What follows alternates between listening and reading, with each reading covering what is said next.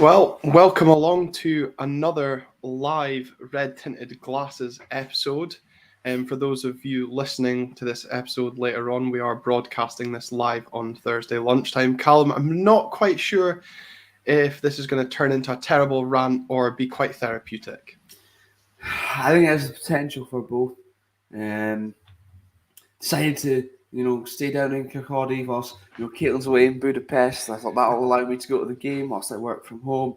And now it just wasn't worth it. So it'll be interesting. It's a total waste of time and money. So just like the rest of the season, really.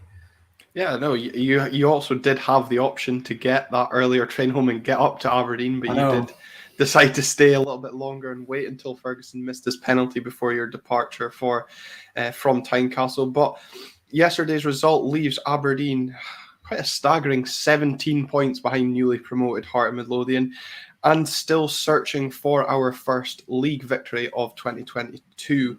Aberdeen now without a league win since Boxing Day after, I think it's fair to say, we kind of scraped that win against Dundee. But Callum, it just really kind of, that performance probably up there, one of the worst of the season. It was absolutely atrocious from just about from start to finish. It was just lackluster, and then obviously there's a few instances in the game that you thought maybe that'll make the game go our way a little bit. And just know the fight was pathetic. Heart seemed far more energetic on and off the ball, far more direct, far more precision. As just we've seen so many times against opposition sides this season. It's just annoying that they've actually beat us this season now. So congratulations, Hearts. Took you long enough. It'll go up on their honours board, I'm sure. I know. Also, another thing is this Tynecastle atmosphere myth. Jesus, it was absolutely awful until they were winning. Well, I was going to come on to it about the support that Aberdeen took down the road to Edinburgh. Phenomenal support for midweek, given how atrocious we've been on the road this season. And, what fine voice they were in throughout that first half, because it was the only thing on my perfectly legal stream that I watched the game on. Had no commentary, but all you could hear was the fan noise, and for large parts of that first half, all you could hear was the away end. Although I did particularly enjoy the one Hearts fan that seemed to rant, shouting "You're not famous anymore" or "Sheep shagging bastards" every time a decision went against Aberdeen. That was about as amusing as my night got for watching the game. but Callum, we spoke when Jim Goodwin after his first game in charge at Motherwell, the comments that he made about, I can sort this defence out. It will only take me a week. Well, we're 2 weeks in. We've still not kept a clean sheet, and it's 11 games now without a clean sheet. Our last clean sheet coming against St Johnstone in that controversial win on the 11th of December. Now, I'm not here to pin blame solely on Jim Goodwin for last night, but worrying signs continue in the manner of the goals that we conceded, which of course we'll come into. Yeah, absolutely. Probably a more mammoth task than Jim Goodwin expected. Although he says he was aware of sort of the task at hand, given how poor things were previously. But it's a little bit of a concern. I think it just sort of shows where we're at, and it's not going to be a quick fix. Once again, soft goals, and it's just the same week in, week out. It just feels like we're doing the same thing over and over again, complaining about a soft goal, complaining about not being clinical enough or not being sharp enough in the final third, and it's just rinse and repeat, really, isn't it? The only saving grace about last night was the fact I had 4 Scotch pies, delicious. You can tell you're getting well fed whilst Caitlin's away, but there was a point made on our Twitter account last night towards the end of the game that if we fail to win Saturday's game, the points total we'll have had this season after 30 games will actually be worse than that of when Mark McGee was in charge of Aberdeen, which is quite staggering, as Dave Gowans pointed out in his tweet, that the quality of player in squad comparison is quite shocking. But as I said, I'm not pinning last night on Jim Goodwin. It's only his third game in charge, and he's been left with a questionable squad.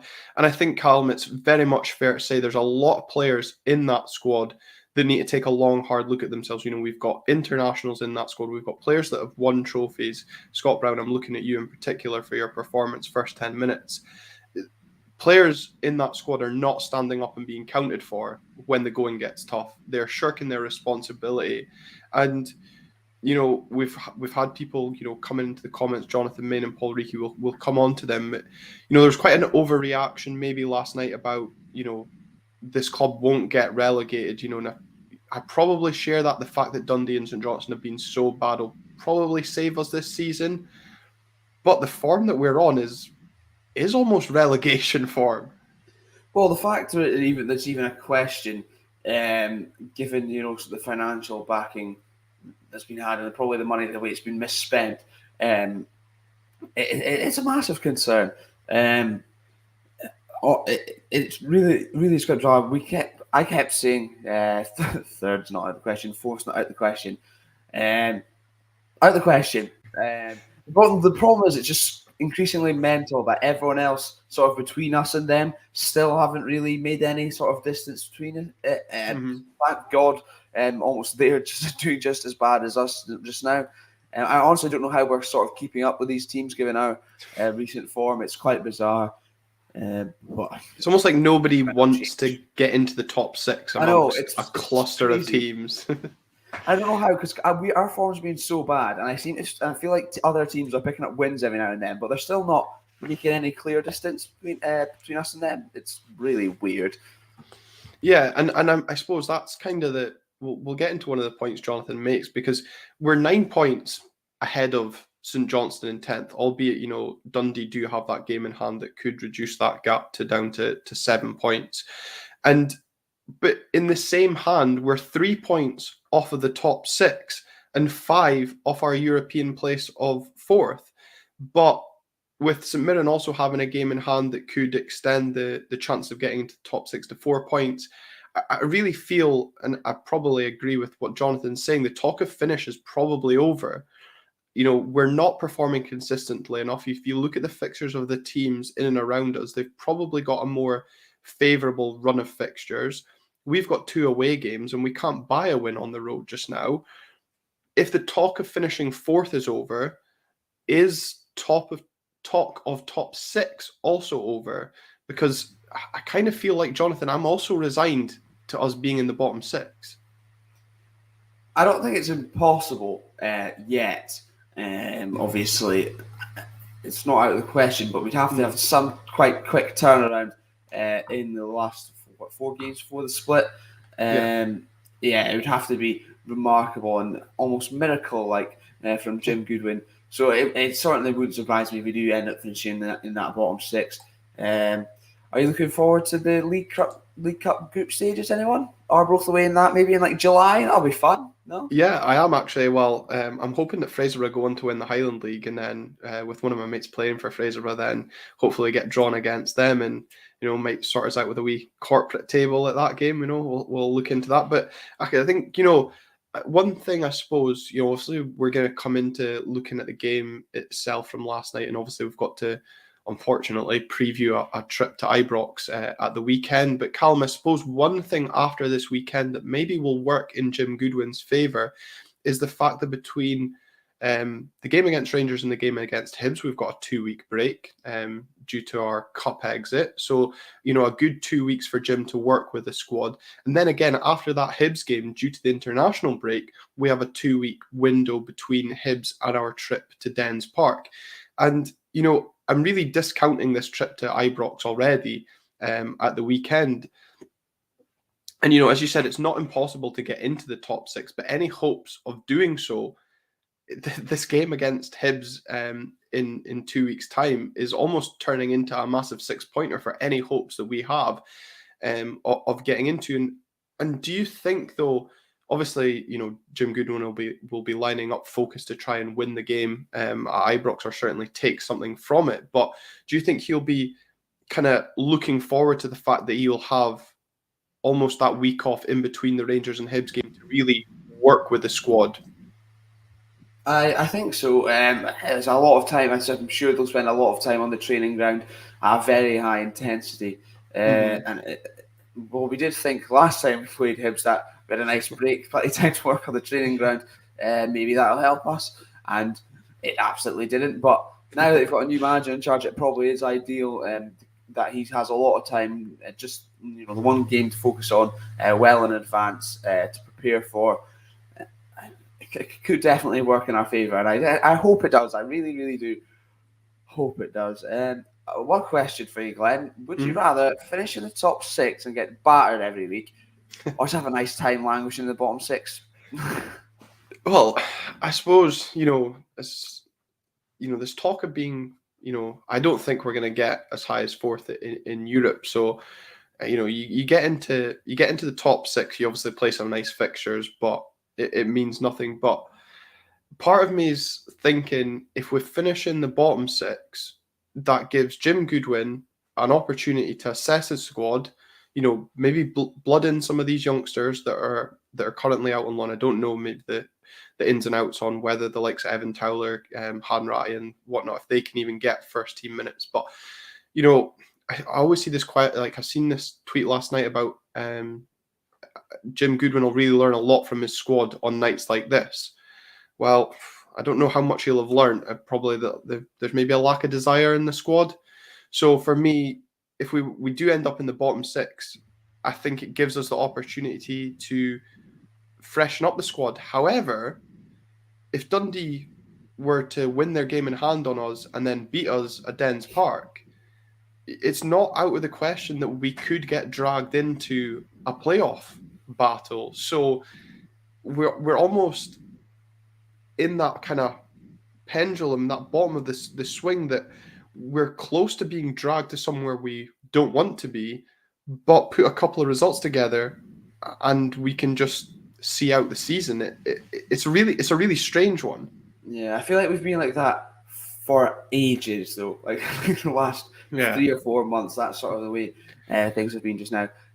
I'm maybe of the opinion that we should, in NBA and NFL bad team style, just tank down and then, you develop the youngsters. That would be fantastic. Well, I mean, the thing is that if these youngsters are good enough to be on the bench, then surely that they're good enough to be involved in the squad as well, in terms of getting minutes. So, or even if we do reach top 6, then by that point, 4th, definitely 3rd will be far out of sight. If 3rd's not already, so you could probably blood them in that sort of games as well. But it just seems like top 6 is just so far away right now. It just seems like who thought 3 points would seem? Yeah, I know. And that's the thing. It's only 3 points, but it does seem, based on how we've been playing, really far away. And obviously, the trip to Rangers on Saturday probably furthers or heightens a lot of the fears that top 6 becomes out of the question. And I think, depending how results go, I think Hibs face St Johnstone this weekend, Hearts face Dundee United, Motherwell pass on who they play. But again, if these teams start picking up points, it's pulling us further away from that top 6. So Motherwell have got Dundee this weekend. That's who they've got. So, you might want to say, well, we're starting looking at wanting favours from the likes of Motherwell and Hibs to keep us safe. But equally, them getting results harms, obviously, any top 6 ambition that we would have. I know, what a terrible place to be in, isn't it? It's just. I know that was a sad indictment of our season, or the way we've been going, was the fact that at halftime yesterday, I said I really hope Dundee do not go on to win the game, because the last thing we need is them to pick up any sort of momentum ahead of our clash. But thankfully, they didn't. Although probably again, in the top 6 side of things, 10-men Hibs could hardly lay a glove on a team that Livy put 4 past. But onto the game itself, Callum. Johnny Hayes made his return at left back. I was delighted to see Johnny Hayes come back in at left back. Maybe a tweet that preceded unfortunate events, because I know it's certainly a player that splits opinion in that position. But based on the performance of Adam Montgomery, I think it was a welcomed addition, seeing him come into that side. And Scott Brown returned from his hamstring injury, replacing Connor McLennan, that saw Funzo Ojo drop back into his maybe more natural position of right back, natural position this season anyway. But what did you make of Scott Brown's return to the Aberdeen side? You can have your opinion on Johnny Hayes as well, but that first 10 minutes, Scott Brown looked lost. Yeah, very underwhelming. Just a sort of midfield three in general. When Hearts have got Devlin and Benny in there, and there's two there, and they're doing the work of like three of our men and exceeding it even further, not just matching them. You've got to look to Scott Brown for a lot more in terms of that. It's just sort of, it was very lackluster. And then when Goodwin goes to make the substitution and he's taking Barron off, I'm thinking, take Scott Brown off for Teddy Jenks. Go for it. Be a bit more progressive. But I don't know. It's just, but no doubt he'll have the game of his life at Ibrox. No doubt. Yeah, saving himself for his third best appearance of Aberdeen this season, and he'll do something that will endear himself does for and make it like he's undroppable again. It's becoming a bit tiresome now. But on that midfield battle, we've got resident Hearts fan Graham Duffy in the comments saying that Hearts won all the individual battles all over the park, and especially in that midfield. And the way Hearts started, we spoke with that about Joel Sked, that he wanted to see Hearts kind of come out, get the crowd on side, and really they overpowered us in that midfield. And we were really fortunate in the fact that Ellis Sims missed a couple of chances, GMS slashed wide as well. We could have easily found ourselves 2 or 3 down inside the first 10-15 minutes. Yeah, I don't think there's an individual battle that a player of our team won, to be honest. He mentioned Ramirez had very little to work with. I mean, that's probably being generous. Almost absolutely nothing. Maybe there was one where he sort of almost slipped in behind, but it was more through his own work, really. It's just frustrating. I feel like we say this every single week, and it still never continues to get any better. But when you've got, in particular in that midfield, you've got 2 men outdoing 3 players in the middle of the park. That just sort of tells you exactly where we are, and then the contrast of where Hearts are this season, and deservedly so, as much as it pains me to say it. And I suppose the only actual individual battle I remember us winning was when Declan Gallagher got the better of Ellis Sims to nod Aberdeen what should have been into the lead, but Stephen McLean, in his infinite wisdom, decided there was a foul somewhere in the build-up, albeit as I tweeted out, watching the game live, I felt that Gallagher, and I'm not sure who the other person was from an Aberdeen point of view, had strayed into an offside position. And I think it was Ferguson that had peeled to the back post. And I just remember saying, just let this ball drop to the back post because the other 2 are offside. But the referee doesn't have his hand in the air to signal offside. And also the whistle goes almost before Declan Gallagher heads it. Although I'm sure that's why Craig Gordon very nonchalantly let the ball into the back of the net. But the linesman doesn't even, when you look at the highlights on YouTube, the linesman's not even flagging for a foul, let alone offside. So it's beggars belief what Stephen McLean sees there. Yeah, I mean, I was even more confused, being at the opposite end, had absolutely no idea what was going on. Started celebrating, and then everyone sort of stopped around me, and I was like, what's going on? And then people were like, well, the linesman's not got his flag up, so it must be for a foul. And I have no idea, but I think it probably is a good point you've raised that maybe that is why Gordon just sort of stands and watches it go by him. But just very, very frustrating because, I mean, if nothing else, at least it could have been a shot on target. We don't get much of them. That's something to celebrate, maybe. Yeah, well, we only actually had 3 shots inside the box of Hearts yesterday, and the first real save that Craig Gordon had to produce came in the 43rd minute. Considering how worked Joe Lewis was in the opening 10, that's extremely concerning. And, it goes back to what we said in the preview with Joel Sked when I asked him if Liam Boyce, Barry Mackay and Ellis Sims could work as a 3, because up till now, Hearts hadn't won a game when the 3 of them started. Well, fuck me, we did not know how to cope with them, let alone throwing in GMS into the mix as well. we were getting pulled apart, and even Stephen Kingsley down our right-hand side was causing us all sorts of problems with that overlap.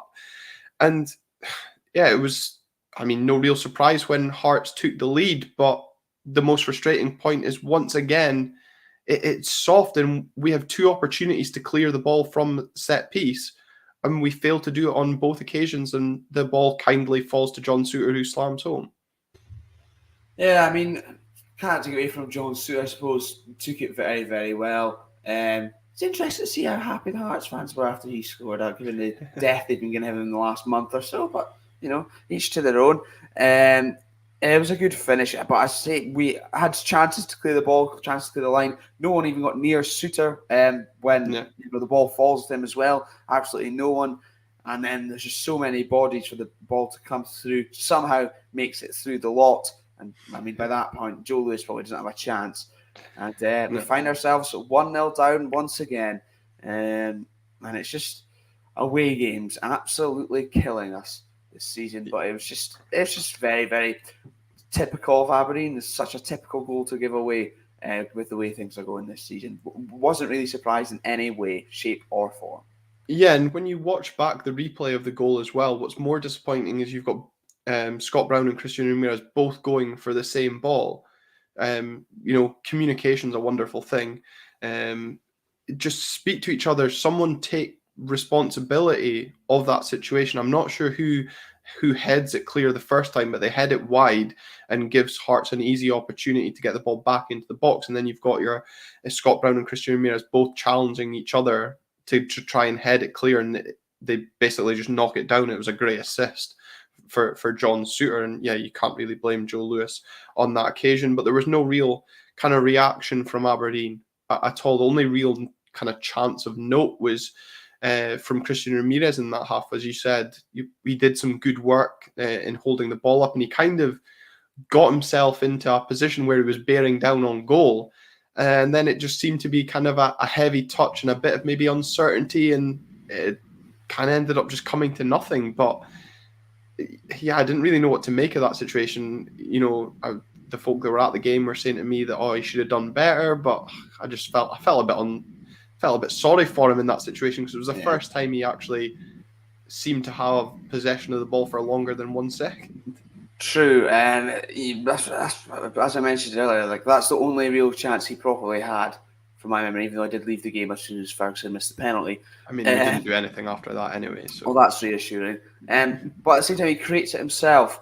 But it's sort of similar for me to what I said at the time, the sort of the end of the game against Dundee United, where I just wish he'd just hit a pot shot and hope for the best kind of thing. Because the amount of times we have seen him sort of hit 40-yard volleys for absolutely no reason. I just feel like maybe he could have taken that on, but in the end, just very unlucky, I suppose. And the fact that that's what he's having to resort to is very sad. And it's what we looked at in the preview. Imagine if he actually had service, how many goals he would go on to have. But alas, absolutely no service once again, and it's just same old, same old.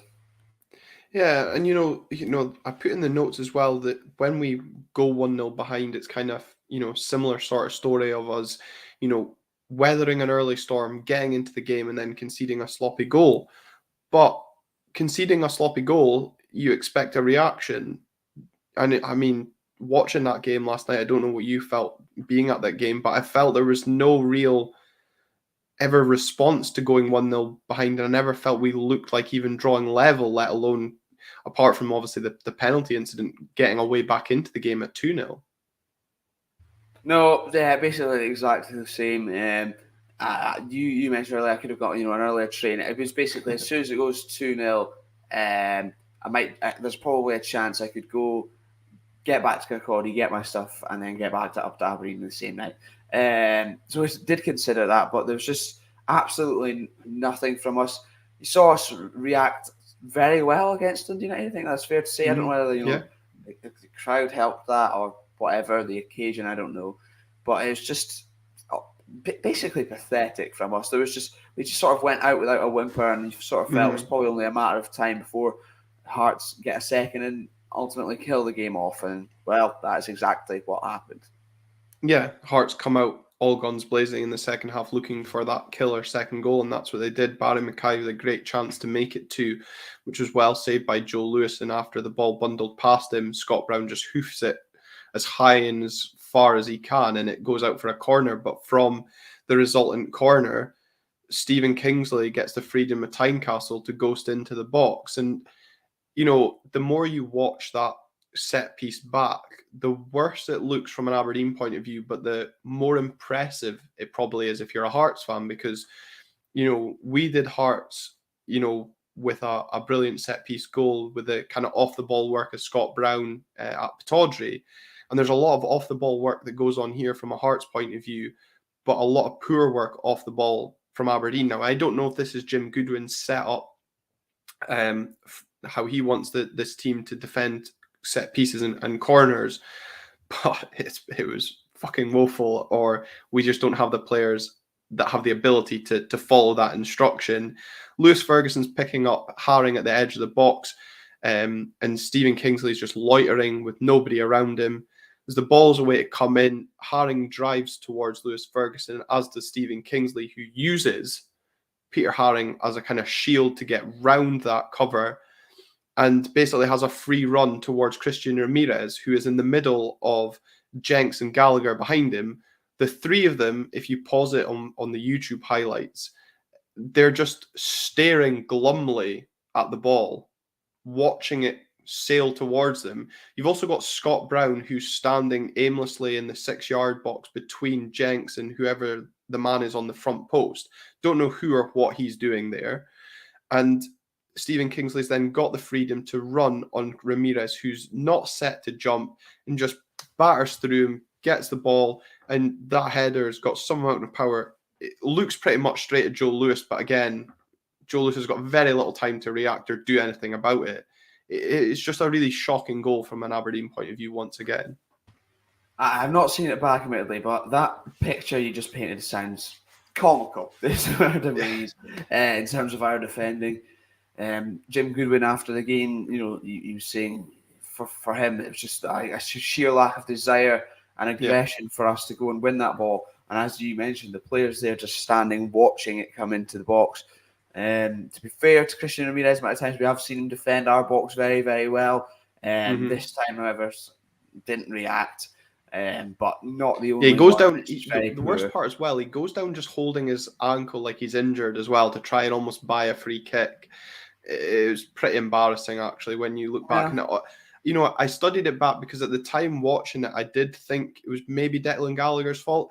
Declan Gallagher's maybe getting a lot of criticism around that goal, maybe saying he could have given Christian Ramirez a shout. I don't really know what Declan Gallagher's supposed to do because he's so busy ball watching like the rest of them in that line. He probably doesn't even see Stephen Kingsley till it's too late.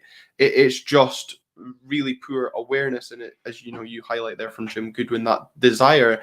And I suppose it's refreshing, even though we don't want to see it after. Well, obviously, we don't want to lose games, but Jim Goodwin again not coming out and hiding behind, or as he said, you know, he's not going to dress up that performance. There's no excuses for that level of performance, that the Hearts were better in every single department, had more desire than us, and you really can't argue with that at all. No, absolutely not. Yeah, for me, that was very, very refreshing. Very honest sort of view of the game from him, and basically saying exactly what all of us saw, not shirking away from the responsibility.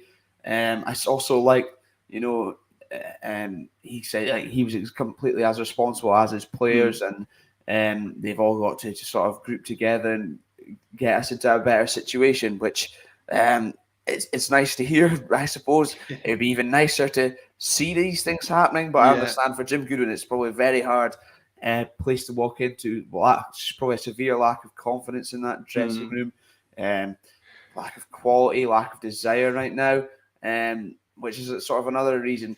I think it'll be very interesting when it comes to the summer, the type of players he brings in, because I can't imagine his assessment of the squad right now is going to be a very positive one. There's no doubt there's players with quality there, but it is the sort of more grittiness, determination that we're clearly lacking and have been just all season. Yeah, I suppose just well, maybe just quickly pick up on that point then, about the players that may or may not be here next season. So we didn't really go into it in too much detail on the last show. Was obviously on the back of Ross McCrory signing a new contract. The other players that are out of contract coming up this summer is Andy Considine. Obviously, talks around him potentially getting a new deal. I know there's people will be 50-50 on that, whether or not he is what is needed to progress this squad or if he will just be a squad filler. Johnny Hayes, Teddy Jenks, his loan finishes. Funso Ojo, Adam Montgomery, again another loanee who finishes, and Dylan McGeoch. They are all the other out of contract players come this summer. Do you see the likes of Johnny Hayes, Funso Ojo, and Dylan McGeoch being offered new contracts by Jim Goodwin?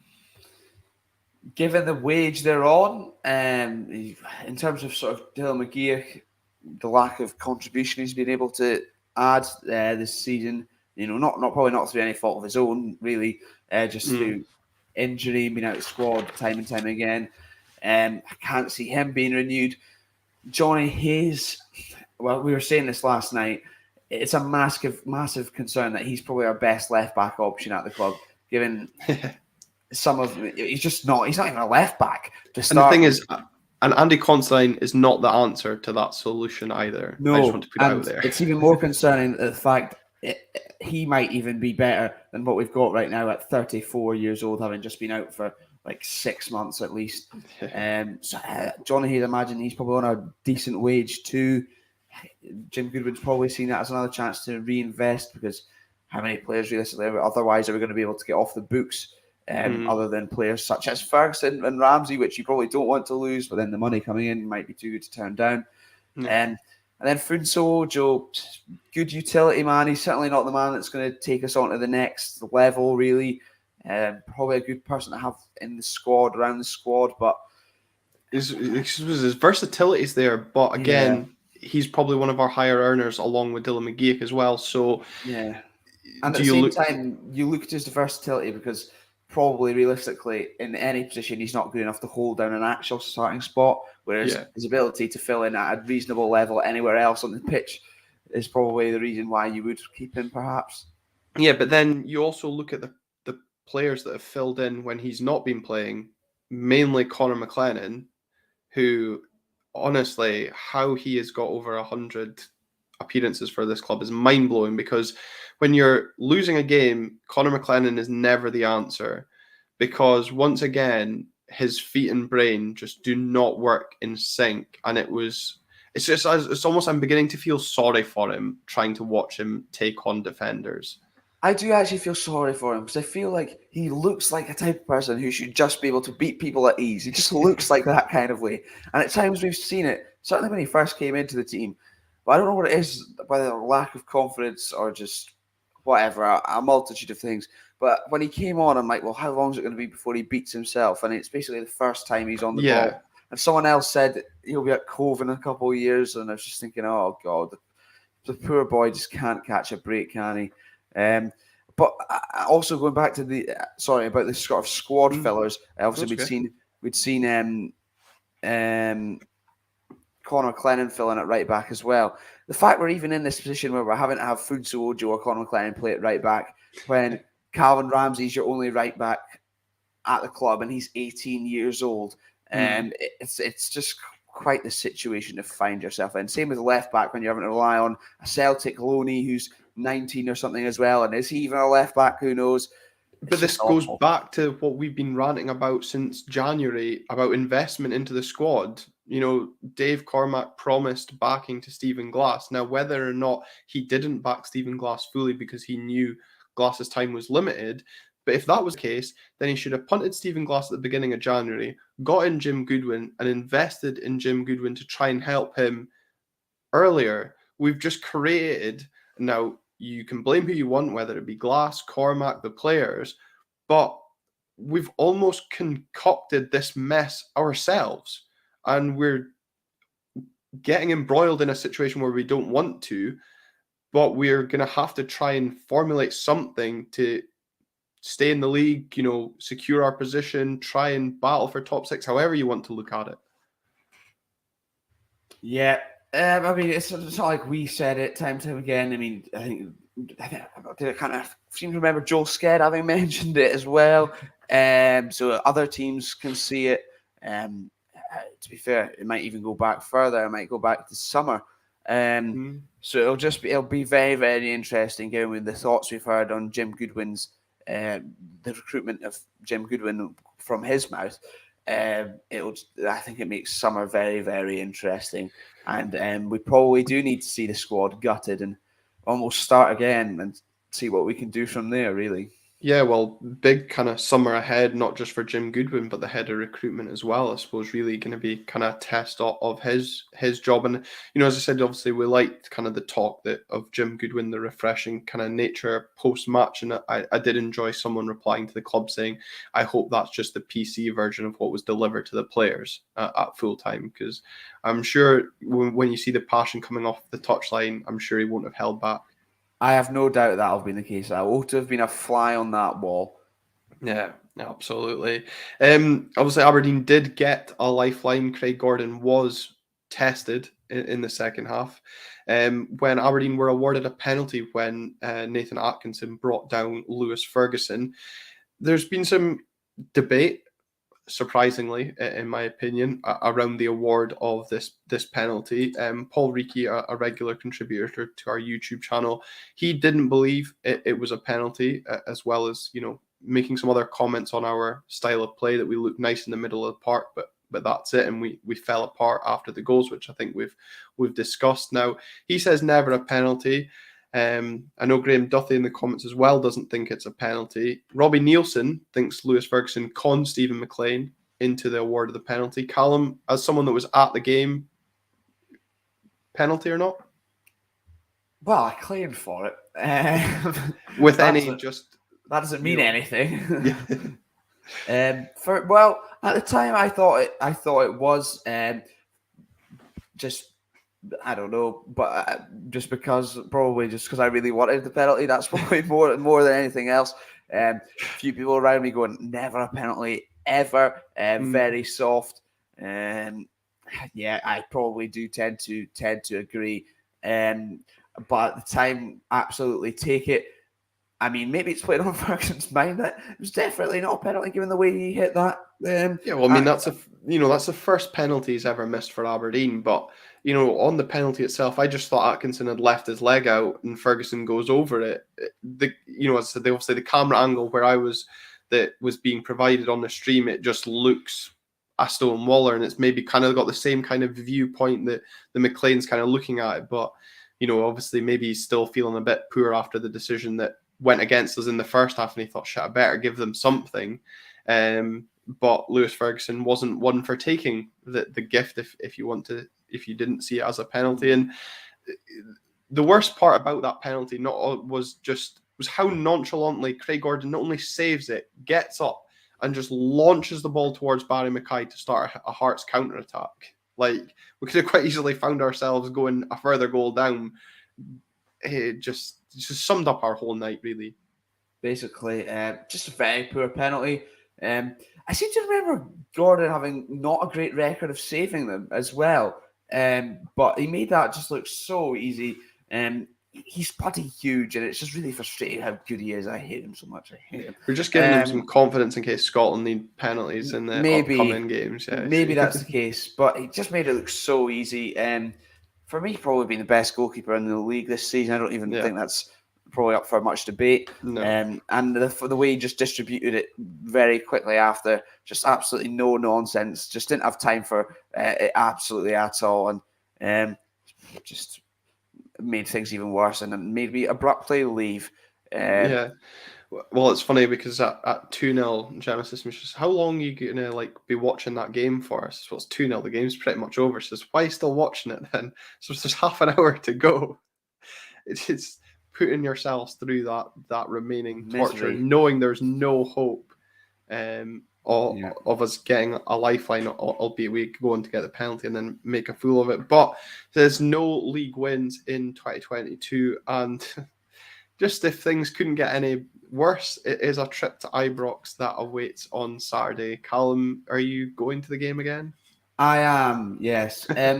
all we say it couldn't get any worse.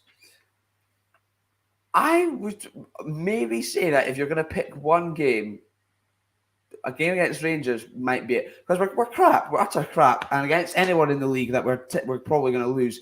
But against Rangers, we've seen us putting a couple of performances up our game a bit. I mean, this is maybe a chance for a guaranteed point, because we just love drawing with Rangers, and that's the only team we like upping our game against, and it's really annoying, but quite happy going to Ibrox, to be honest. I won't be happy when I have to leave before half time because we're on our way to a 5-0 pumping again. Won't be the first time, I'm sure it won't be the last, but No. yeah, hope try to remain optimistic. What else have you got this season, honestly? I'm glad your optimism levels remain as ever upbeat on this show. Now, there has obviously, with the refereeing appointments being made for the fixture, John Beaton returns to take charge of this fixture after obviously his controversial handling around the last time these two teams met at Ibrox. There's also been a lot of talk around the appointment of John Beaton, but to be honest, I think him being in charge is probably the least of our concerns right now. Yeah, I mean, R11 on the park's probably the biggest issue. Just total bomb scares all over the gaff. That's probably the real problem. And also regarding the referee, I don't think it matters who you put in the middle there. Nobody in Scottish refereeing is any good at any level. No, that's harsh. To be fair, there's probably better referees down the lower leagues. It's actually more worrying when you see the news articles coming out in the last couple of days that they're trialing VAR. They've been doing their who wants to give Willie Collum that sort of license? Jesus Christ, what an awful idea that is. Yeah, that's got disaster written all over it. Although maybe we could have done with it last night and seen what would have happened with that Declan Gallagher goal. Well, maybe we've only lost 2-1 instead. Who knows? Yeah. But as I said, probably the least of our concerns is who's in charge of the game. More so in hope would be that the hope is Ross McCrory and Calvin Ramsey return to the starting 11. Obviously, both continue to be out of the matchday squad again last night. And if anything, we need to do something to give Christian Ramirez something to work with, because it was a tough shift for him last night, and it's probably likely he'll face a similar tough 90 minutes come Saturday. Probably, and there's also the concern of Matty Kennedy, how he's doing as well, which just isn't great considering you finally look at him and Basawin and they've got a little bit of pace and directness, and then all of a sudden one of them's out, and that's fantastic. Basically, if we are going to get anything from this game, Ross McCrory and probably Calvin Ramsey have to be back in this side. And that's not even a Calvin Ramsey that's been on form recently, probably for various reasons, but it's just a natural, not even a natural right back, an actual right-sided player, rather than having sort of Funso or whoever in there. It'd be interesting to see, Ross McCrory's energy in the middle of the park. I think that was probably definitely lacking. So, yeah, if we're going to get anything from this game, it is vital that they are back involved. So let's just hope they certainly will be. In Goodwin's press conference his interview on BBC after Dundee United, I think he said he did hope to have them, Ross McCrory back sort of towards the end of the week anyway, and there was a possibility for Ramsey maybe before last night, but obviously that didn't happen, so hopefully it's impending. Yeah, I suppose though, there's obviously been those concerns around Calvin Ramsey's fitness if he did, if he was one of the players to contract COVID or being isolating as a result of it. There may be further concerns around his fitness, and that's going to be a tough ask returning when you've not played for a few games, having to, basically run up and down against Ryan Kent and Joe Aribo. It's going to be a tough shift for a lot of players in red. I really have no hope for this at all. I'm really dreading our next episode, Callum. I'm probably glad you're going to Budapest, and we're going to have a few days before we actually record our aftermath of the game at Ibrox. Yeah, even if I have a terrible time at Ibrox, at least I'm going away for a week after, so I can just forget about it. That's fine. And then work myself into a shoot ahead of the Hibs game again. So it's all fun and games. Yeah, all fun and games, but dedication to the cause, because you are taking your recording stuff with you. So we will still get an episode out to you, obviously after the Rangers game, with our reaction and a look ahead to that Hibs game coming up. But maybe not as early as usual on a Wednesday, maybe towards the back end of the week, given there is a little gap between the games. So give Callum some time to enjoy his time in Budapest as well. But back to league matters, Callum. Obviously, said it's a concerning point of view. We're hoping that Ross McCrory, Calvin Ramsey are back. But when you look at Rangers this season, especially at home, okay, we got a point there earlier in the season, stunning them going 2-0 up. But looking back, Motherwell claiming a point there at the weekend, coming back from 2-0 down. They were the first league side to score at Ibrox since Ross County scored 2 on the 7th of November. Wow. Nice easy task for the boys on Saturday then. Yeah, has it for you great confidence about a team that doesn't provide a 15-goal season striker? Does it? Just No. not at all. Rangers fans also probably seething from the Sydney Cup, whatever thing, news as well. So I'm sure they'll be on edge and probably pushing them on. But then at the same time, if you combine that with staying in the game for sort of 20, 30 minutes, things might start to turn. That just relies on our defence, not giving anything away cheaply. So make of it what you will. I can't see that happening. Yeah, and I suppose that's an interesting point. They failed to capitalise on Celtic dropping points at the weekend, and obviously the crowd were quite restless come full time. This weekend, though, they have the opportunity to put the pressure back on Celtic by playing first this weekend.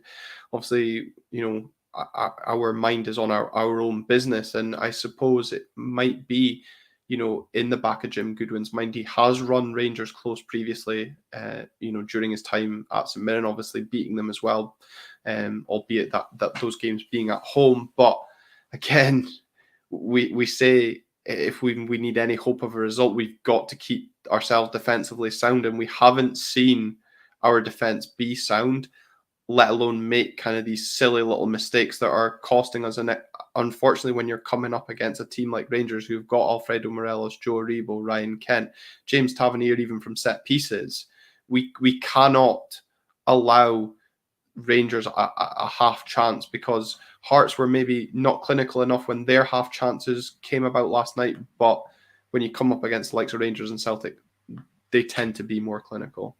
Yeah, as we've seen, probably especially against Celtic. Yeah. When we've just gifted them goals on a silver platter, and they take them where other teams maybe wouldn't in the league. It's something they certainly have to focus on. Unfortunately, not a lot of time between now and then to work on sort of defensive shape and things. The only thing you can sort of take, the only tiny thing I'm taking holding on to is maybe Gallagher might be up for handling Morelos. Obviously not capable of doing so with Van Veen, but he had a good 90 minutes against Dundee United. Maybe that'll provide him some confidence.